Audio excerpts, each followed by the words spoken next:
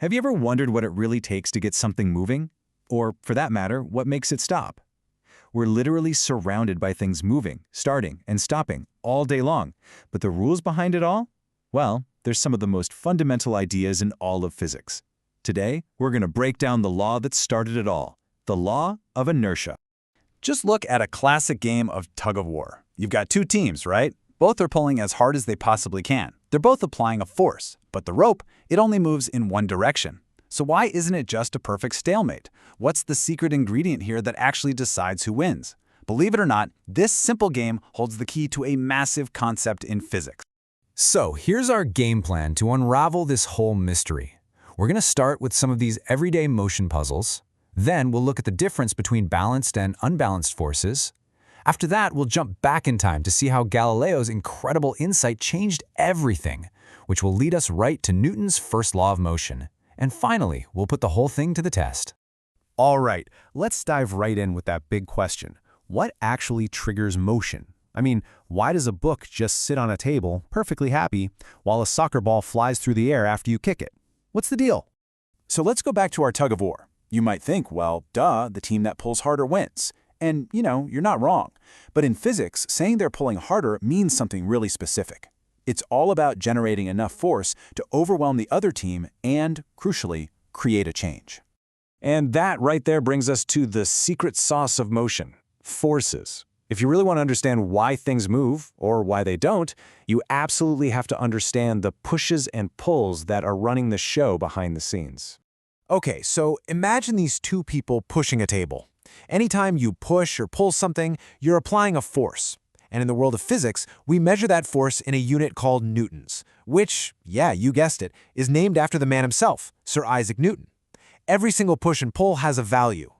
Now this slide shows the two possible outcomes, and this is super important.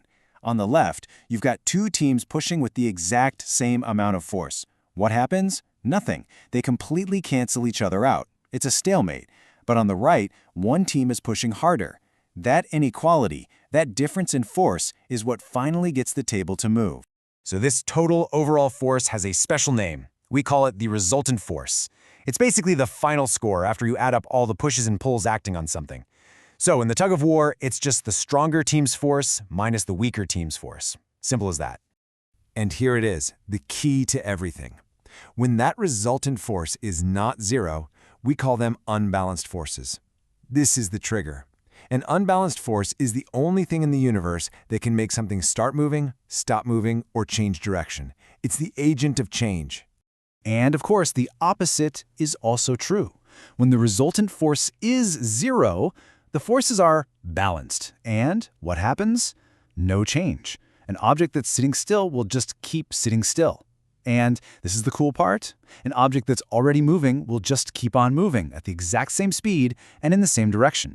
This whole idea that you only need a force to change motion, not to keep it going, was totally revolutionary. It went against what people had thought for thousands of years. And the guy who really set the stage for this breakthrough was Galileo. Galileo was a genius with thought experiments. He imagined a marble on a perfectly smooth U-shaped track. He said, okay, if you let the marble go from a certain height on one side, it's going to roll down and then roll back up to pretty much the same height on the other side. Makes sense, right? But here's where he made the leap. He imagined lowering the ramp on the other side.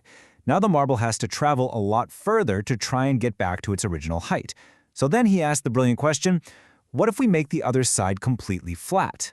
Well, the marble would just keep rolling and rolling forever, because it's always trying to get back to a height that it can never reach. And this led him to an absolutely incredible conclusion. The only reason things in our world eventually stop is because of friction. If you could get rid of friction entirely, an object in motion wouldn't need any help to keep going. It would just go forever. So Galileo basically did all the heavy lifting.